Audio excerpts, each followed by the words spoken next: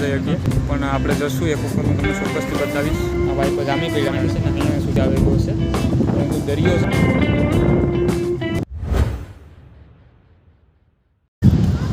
હાલો મિત્રો, કેમ છો બધા? તો બધા મજામાં છો? તો આપણે એક નવા બ્લોગમાં આપનું હાર્દિક સ્વાગત છે.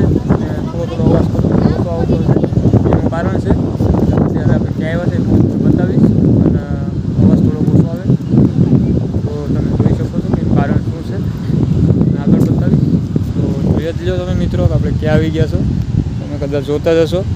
જગ્યાનું નામ પણ તમને જણાવી દઉં. આ છે વેરાવળ ચોપાટી, જોઈ લો. પહેલાં તો તમને હું સરસ મજાનો દરિયાનો વ્યૂ બતાવી દઈ મિત્રો, પણ અવાજ થોડોક ઓછો આવશે.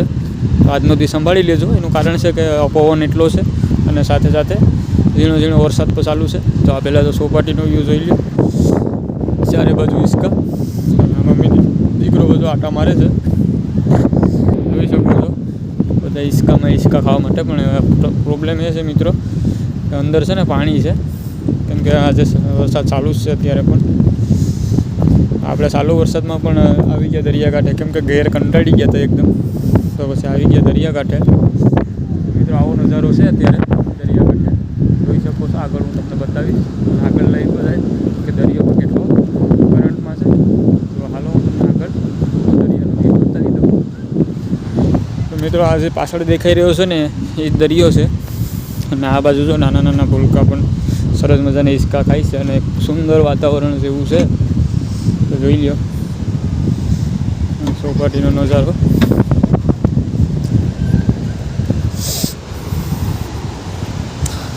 જોઈ શકો છો દરિયો. જોરદાર પવન છે મિત્રો, કેમ કે દરિયો કરંટમાં છે ચોમાસાના હિસાબે. આગળ હું તમને લઈ જઈશ એની બ્લોકમાં મિત્રો, બન્યા રહીશું આગળ.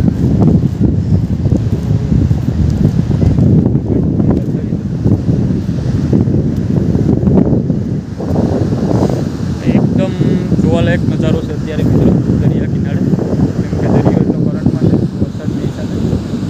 તો કરંટ જ મિત્રો એટલો છે ને એ વાત ન કરો. અવાજ ગાંગરી ગાંગરીને પડી રહ્યો છે ને ત્યારે માન કદાચ તમને સંભળાશે. એનું કારણ છે કે દરિયાનો અને સૌથી પહેલો પવન ઉત્પન્ન દરિયામાં થાય છે, તો જોરદાર પવન છે. જોઈ શકો છો તમે અત્યારે. જોઈ લ્યો, આ છે સરસ મજાનો દરિયાનો નજારો. વેરાવળ ચોપાટી કહેવામાં આવે છે. આવું છે મિત્રો વેરાવળ ચોપાટી. ફૂલ દરિયો તમને બતાવી દઉં. આ શું છે મિત્રો તમને કદાચ પ્રશ્ન થતો હશે, તો એ પણ હું તમને જણાવી દઉં કે આ છે ને મિત્રો એક દીવાદાંડી તરીકેને ઓળખવામાં આવે છે. ને આમાં છે ને રાતે એક રેડ કલરની લાઇટ કદાચ બ્લિંક થાય છે. મોસ્ટ ઓફ રેડ જ હોય છે. તો એનું કારણ છે કે જ્યારે પણ દરિયાની અંદર બોટું કોઈ ફસાણી હોય અથવા તો કિનારાની રાતના જરૂર પડતી હોય, તો આવી રીતના સિગ્નલ કદાચ મૂકવામાં આવે છે. એવું જ હશે 99% એનું કારણ આવું જ છે. મને પૂરો ખ્યાલ નથી, પણ સાંભળેલું છે કે કદાચ આ લાઇટનું છે ને નજીક બોટું હોય ને ત્યારે એને કિનારા સુધી આવવામાં છે ને રાતના સમયે હેલ્પ મળે ને, એટલા માટે જ આ કદાચ દીવાદાંડી મૂકવામાં આવે છે. આ તમે જે અત્યારે વિડીયોમાં દેખાઈ રહી છે. તો પછી આ જોઈ લ્યો મિત્રો, સરસ મજાની ચોપાટી છે. સારું એવું નિર્માણ કરેલું છે મિત્રો ચોપાટીનું. તો હું તમને આગળ પોસિબલ હોય તો નીચે પછી બતાવી દરિયાનો સારો એવો વ્યૂ. તો આ જોઈ શકો છો સૂર્યાભાઈ. આવો મસ્ત નજારો છે મિત્રો. કેવો લાગ્યો જરૂરથી કહેજો, અને વિડીયો સારો લાગે ને તો લાઈક અને સબસ્ક્રાઈબ જરૂરથી કરી દેજો. તો તમે સબસ્ક્રાઈબ કરી દો. ત્યાં સુધી હું તમને નીચે સુધી બતાવી દરિયાનો નજારો. આપણે જો અહીંયાથી નીચે જવાનું છે. બ્લોગમાં આપણે તમને બન્યા રહીશું. ચેનલ સબસ્ક્રાઈબ ના કર્યું તો સબસ્ક્રાઈબ ફટાફટ કરી દો. હું નીચે જઈને દરિયાનો સારો એવો વ્યૂ બતાવી દઉં. સૂર્યાભાઈ તો ત્યાં જ ઊભી ગયા, કેમ કે નીચે એને લાગે છે બીક અત્યારે, અને બાળકોને નીચે મિત્રો લઈ પણ ન જવાય. જો કે એટલું બધી પણ કરંટમાં નથી કે નીચે ન જઈ શકીએ, પણ આપણે જશું એક વખત હું તમને ચોક્કસથી બતાવીશ. રોપમાં છે ને આગળ મિત્રો બન્યા રહેજો. પવન જોરદાર છે. સરસ મજાના પગથિયાં છે, અને આગળ બતાવીશ તો સારી એવી વનસ્પતિ બસ દેખાઈ રહી છે તમને. આ દરિયાની વનસ્પતિ કદાચ હશે. તો મિત્રો અહીંયાથી તો આપણે એટલું તો ખબર પડી જાય કે કદાચ પાણી છે ને અહીંયા સુધી આવતું હશે, ત્યારે પણ દરિયો ભરતીમાં હોય. અત્યારે ભરતીમાં બહુ નથી, પણ મોજા જોરદાર ઉછળી રહ્યા છે.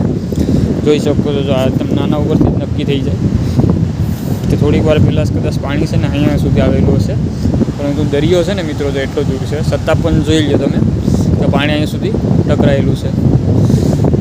તો આવો છે મિત્રો, આપણે સોમનાથથી 4-5 કિલોમીટર જ દૂર છે. આ છે વેરાવળની ચોપાટી. આગળ પણ હોય છે બધા, અહીંયા લગભગ ફોટોશૂટ કરવા મોસ્ટ ઓફ આવતા હોય છે. આ છે મિત્રો, પણ અહીંયા છે ને એક વસ્તુ જોવાલાયક છે મિત્રો, કે અહીંયા રેતી ઓછી છે, જોઈ શકો છો. બાકી મોસ્ટ ઓફ દરિયાકાંઠે છે ને મિત્રો રેતી વધારે હોય, પણ અહીંયા તમને રેતી બહુ ઓછી જોવા મળે છે. હવે એનું કારણ તો મને બહુ ખ્યાલ નથી, તમને ખ્યાલ હોય ને તો કોમેન્ટમાં જરૂરથી કહેજો. તો જોઈ લો મિત્રો, અહીંયા સુધી પાણી આવે છે.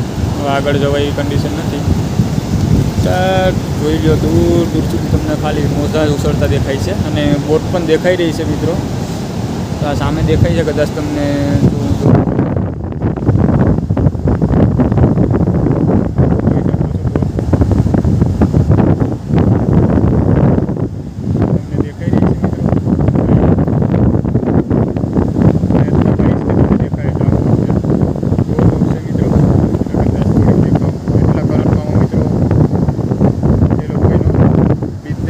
વ્યવસાય ચાલુ રાખે છે મિત્રો, અને રાખવું પડે. એનું કારણ છે કે મિત્રો કદાચ એવું બની શકતું હોય કે આના ઉપર જ એનું ઘર ચાલતું હોય, બીજો કોઈ સાઈડ બિઝનેસ કે ના હોય, એના કારણે આવી પોઝિશનમાં આ લોકોને દરિયો ખેડવા માટે જવું પડતું હોય છે. બાકી ખરેખર અત્યારે મિત્રો 2-3 દિવસની ફૂલ આગાહી છે વરસાદની અને પવનની.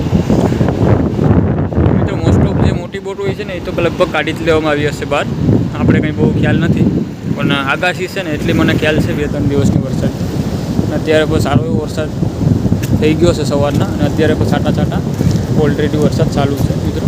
તો આવું છે મિત્રો આ ચોપાટીનો વ્યૂ, અને એટલા જ માટે આપણે છે ને આજે ચોપાટીથી જ વિડીયોની સ્ટાર્ટ કરી છે.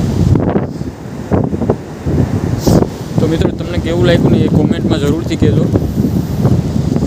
પરંતુ આ એક મગજમાં નથી દેતું મિત્રો કે રેતી કેમ નથી દરિયાકાંઠે.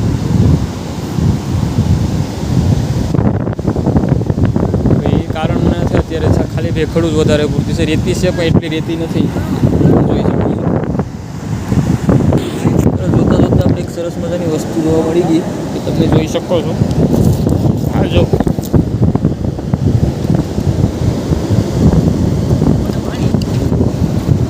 તો મિત્રો ભરીને થાકી ગયા એટલે એક પાણીપુરી ખાઈ લઈએ. ફરી પાછું તમને એક વ્યૂ બતાવું, તો ચાલો તમારે પણ જો પાણીપુરી ખાવી હોય તો ફટાફટ તો ફરી પાછા આપણે પહોંચી. મિત્રો અત્યારે જોઈ શકો છો, ફરી પાછા આપણે દેખાડી દો. ત્યાં સારો એવો વ્યૂ દેખાશે પૂરા દરિયાનો અને પૂરી ચોપાટીનો. તો જોઈ શકો છો પૂરી ચોપાટી મિત્રો.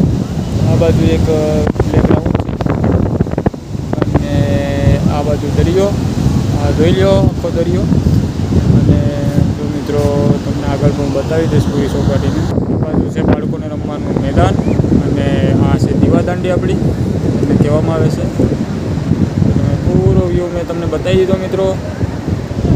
પ્લીઝ આપણું ચેનલ લાઈક સબસ્ક્રાઈબ જરૂરથી કરી લેજો, અને વિડીયો સારો લાગે